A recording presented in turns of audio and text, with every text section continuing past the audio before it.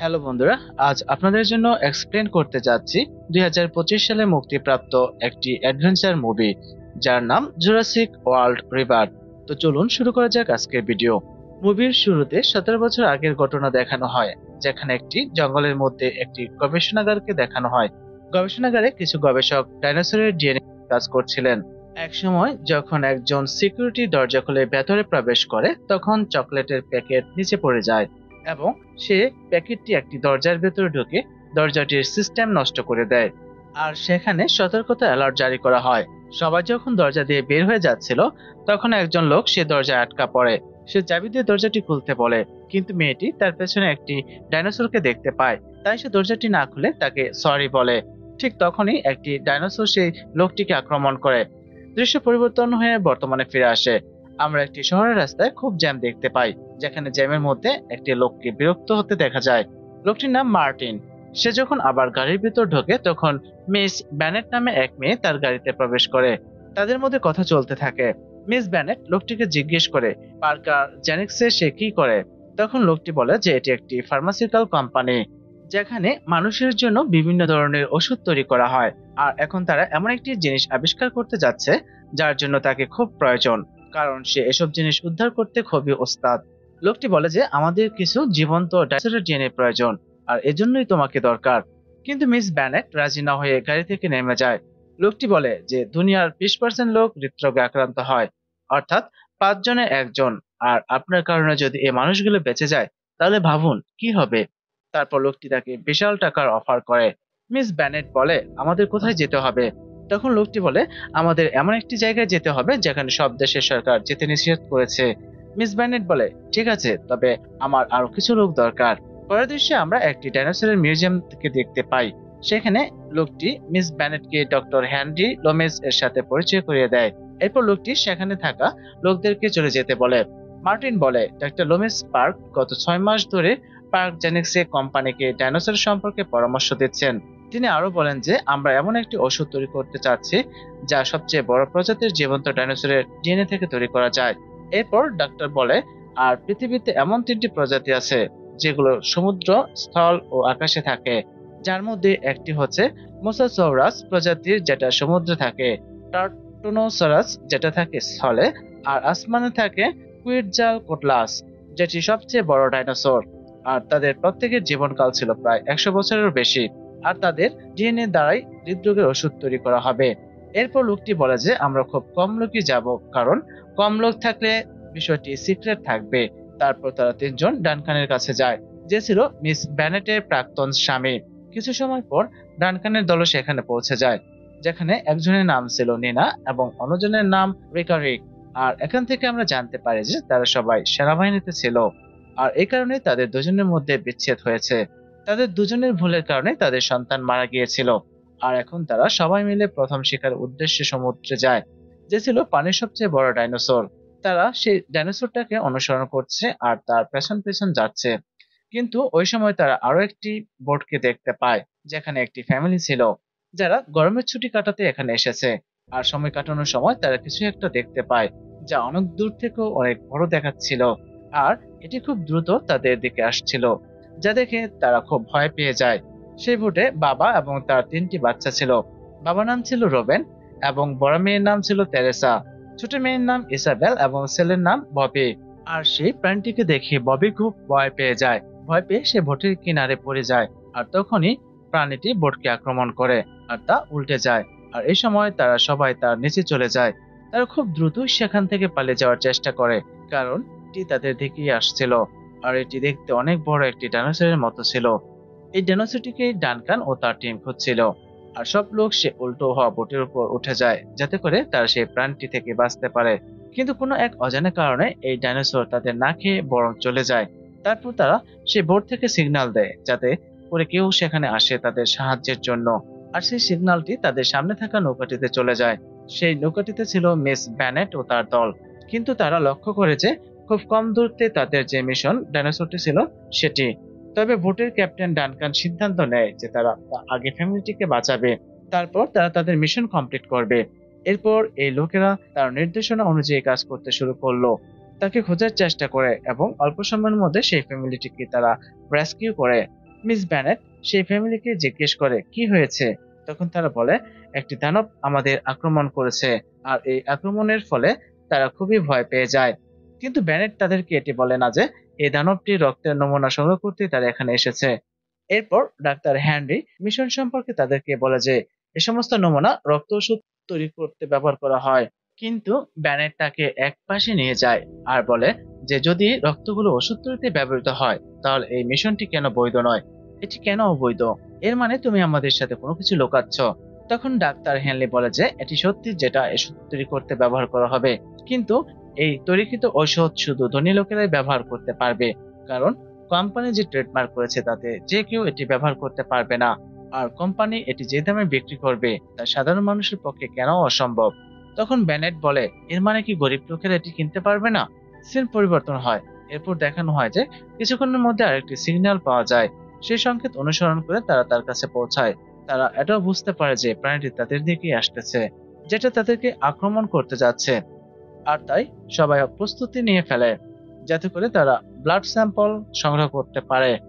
কিন্তু এখানে সমস্যা ছিল যে যতক্ষণ পর্যন্ত টার্গেট 10 মিটারের মধ্যে না আসে ততক্ষণ পর্যন্ত তারা ব্লাড স্যাম্পল নিতে পারবে না।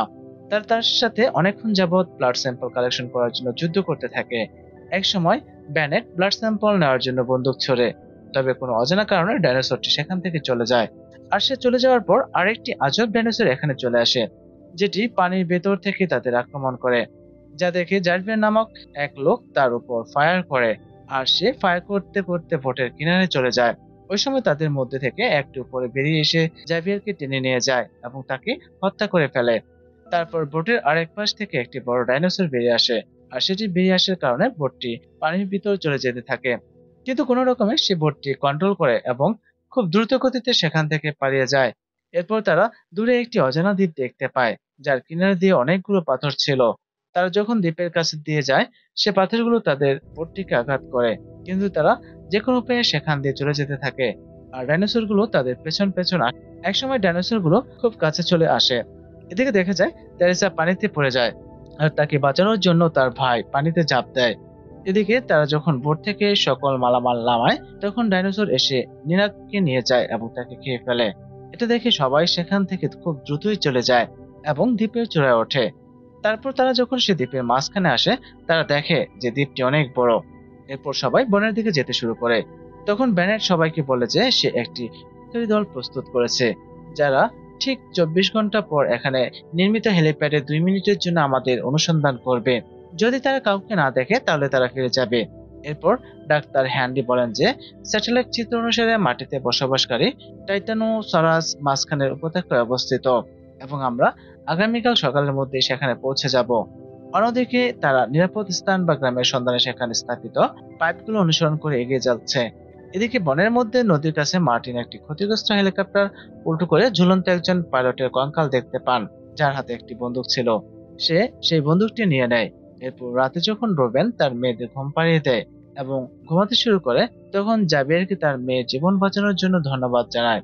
তখন জাবিয়ার আবেগপ্রবণ হয়ে বলে যে আমি জানি না কেন তোমার মেয়ে আমাকে এভাবে ভালোবাসে, আমি তার যোগ্য নই। তখন রুবেন তাকে উৎসাহিত করে এবং বলে আমাদের সম্পর্কে লোকে কি বলে তাতে মনোযোগ দিও না, তুমি যেমন আছো তেমন নিজের উপর বিশ্বাস রাখো। এরপর জাভিয়ার যখন সেখান থেকে চলে যায় তার পেছন পেছন দুটি জন্তু আসে তাকে শিকার করার জন্য। আর যখনই একটি র্যাপ্টর তাকে আক্রমণ করে তখন একটি বিশাল কোয়ার্টাস এসে সেই শিকারীকে মেরে ফেলে এবং তাকে নিয়ে পালিয়ে যায়। এই ঘটনার কারণে জাভিয়ারের অবস্থা খুব খারাপ হয়ে যায়। তারপর সকালে মার্টিন এবং বেনেট তাদের দল নিয়ে উপত্যকায় পৌঁছায়। সেখানে ডক্টর হ্যান্ডি তার সামনে বিশাল টাইটানোসরসকে দেখে এবং তাদের কাছে স্পর্শ করে এবং এই মুহূর্তটি তার চোখে জলে এসে যায়। এদিকে ব্যানেট খুব সহজেই তার রক্তের নমুনা নেয়। এরপর তারা তৃতীয় নমুনার জন্য রওনা দেয়।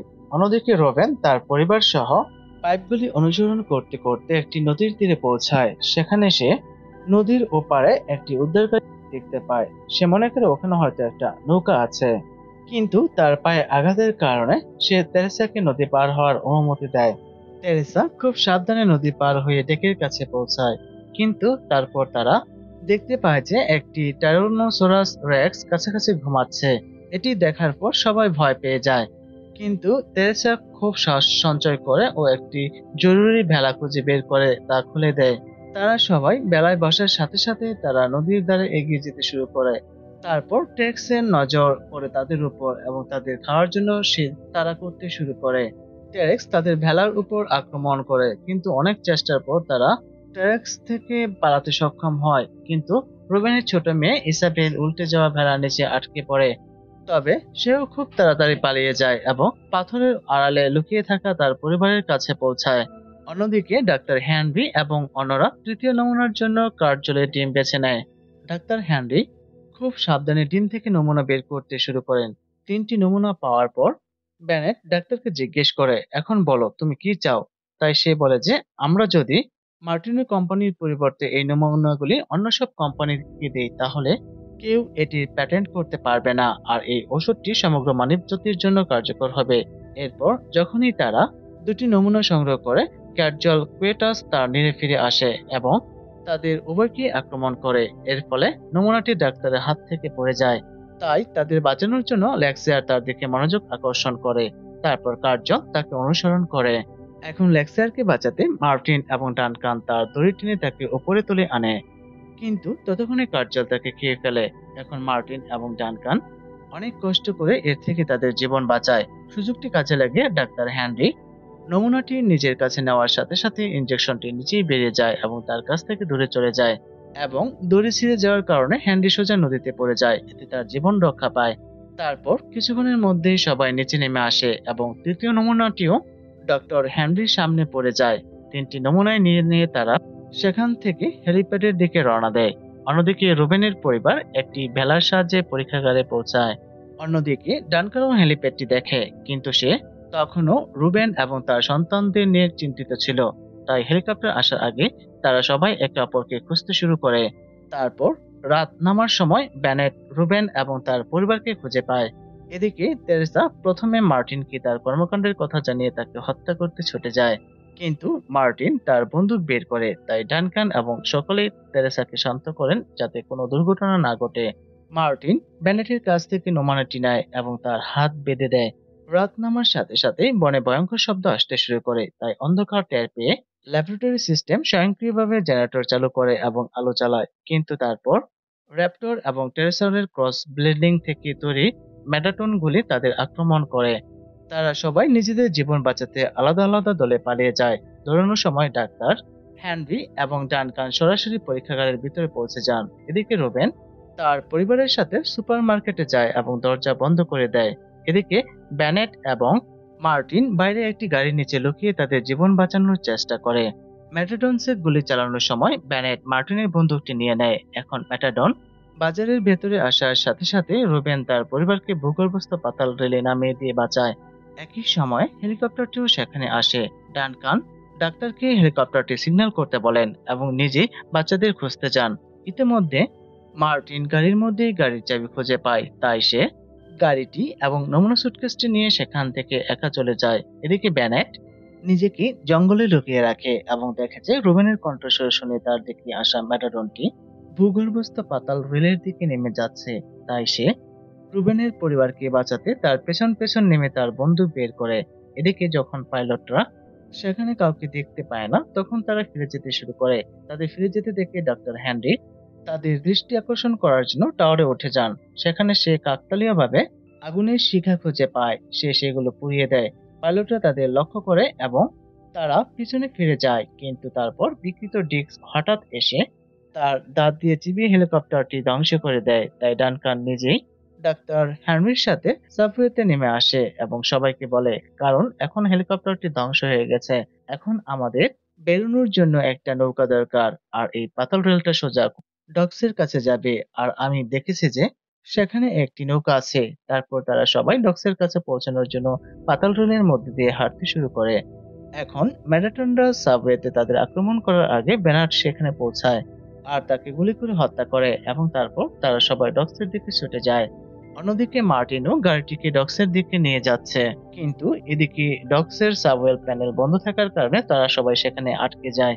তবে ইসাবেল সবচেয়ে পাতলা হওয়ায় প্যানেল থেকে বেরিয়ে আসে এবং এবং প্যানেল খোলার জন্য লিভারের কাছে পৌঁছানোর সাথে সাথে ডিস্ক তার ঠিক পেছনে চলে আসে। কিন্তু ইসাবেল সাহস সঞ্চয় করে এবং লিবার্টি তুলে নেয়। প্যানেল খোলার শব্দ শুনে ডিরেক্স গেটের সামনে আসে। এখন সে তাদের আক্রমণ করার আগেই মার্টিন তার গাড়ির সাইরেন বাজিয়ে তার সামনে এসে দাঁড়ায়। তাই ডিরেক্স তার গাড়ি থামিয়ে মার্টিনকেই খেয়ে ফেলে। এই কারণে তার হাতে বাঁধা নমুনা সহ সুটকেসটি পড়ে যায় এবং ব্যানেট এটি পায়। তারপর সবাই দৌড়ে দ্রুত ডকসের কাছে আসে, কিন্তু নৌকাটি হাঙ্গরে আটকে যায়। ডিরেক্সও তাদের সামনে এসে দাঁড়ায়। ডানকান বুঝতে পারে যে সে ইসাবেলকে খাবে, তাই সে দ্রুত ডাক্তার হেনরির পকেট থেকে টায়ারগুলো বের করে চালিয়ে দেয়। সে আরো দেখে ডিরেক্স ডানকানের দিকে মুখ ফিরিয়ে নেয়। ডানকান বেনেটকে বাচ্চাদের বাঁচাতে বলে এবং সেখান থেকে চলে যেতে বলে। সে ডিরেক্সকে তার পেছনে নিয়ে যেতে শুরু করে। তারপর বেনেট নৌকাটিকে হাঙ্গার থেকে বের করতে সফল হয় এবং যাওয়ার আগে সে ডানকানকে জোরে ডাকতে শুরু করে। কিন্তু তারপর ফ্লেয়ার বন্ধ হয়ে যাওয়ার কারণে ডাক্তার হেনরি বেনেটকে ধরে ফেলেন এবং তাকে নৌকায় বসাতে বাধ্য করেন। কিন্তু একই সময় ডিরেক্সও ফিরে আসে। এখন যখন সে তাদের আক্রমণ করতে উদ্যত হয়, তখন তারা নৌকাটি স্টার্ট করে চলে যায়। বেনেটের চোখ তখনও ডানকানকে খুঁজে বেড়াচ্ছিল। তারপর একটি অগ্নিশিখা জ্বলতে দেখা যায়, তাই বেনেট নৌকা ঘুরিয়ে তার কাছে পৌঁছায় এবং দেখে যে ডানকান এখনো বেঁচে আছে। আসলে ফ্লেয়ারের লাইট নিভে যাওয়ার কারণে ডিরাক্স তাকে দেখতে পায়নি এবং তাকে রেখে যাওয়ার পরেই নৌকায় ফিরে আসে। তারপর তারা সবাই সেখান থেকে চলে যায়। এখন ডাক্তার হ্যান্ডি আবার জিজ্ঞাসা করার পর বেনেট সিদ্ধান্ত নেয় যে এখন সে আমাদের সকলকে এই নমুনাগুলি দেবে। ডাক্তার হ্যান্ডি এতে খুশি হন এবং এই দৃশ্যের সাথে মুভিটি শেষ হয়। তো বন্ধুরা, দেখা হবে পরবর্তী কোনো মুভির গল্প নিয়ে। সে পর্যন্ত সবাই ভালো থাকবেন। ধন্যবাদ সবাইকে।